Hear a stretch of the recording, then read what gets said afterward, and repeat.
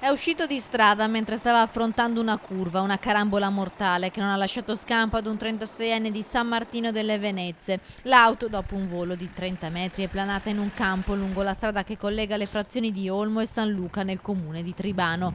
La vittima è Loris Giavara, originario di Bagnoli di Sopra. Il giovane è deceduto sabato sera. Le cause dell'incidente mortale sono ancora da chiarire. Alcuni testimoni hanno visto l'auto rimbalzare e finire sul campo ed hanno allertato subito i soccorsi e i carabinieri. Per il 36enne però non c'è stato nulla da fare, è morto a tarda notte all'ospedale di Schiavonia. Versano invece in gravi condizioni due motociclisti padovani rimasti feriti in un tremendo schianto lungo la Romea in provincia di Ferrara. La coppia domenica mattina è stata travolta dall'auto guidata da un settantenne che proveniva dal senso opposto e stava effettuando un sorpasso di alcuni veicoli in coda. I due motociclisti sono stati sbalzati e trascinati per alcuni metri. La scena che si è presentata davanti agli occhi dei soccorritori è parsa subito molto critica. Il 44enne di Pontelongo che guidava la moto ha subito l'amputazione della gamba e dell'avambraccio sinistri, mentre la passeggera 42enne di Piove di Sacco ha riportato l'amputazione della gamba sinistra. Sul posto i vigili del fuoco per rimuovere i mezzi dalla strada molto trafficata al momento dell'incidente.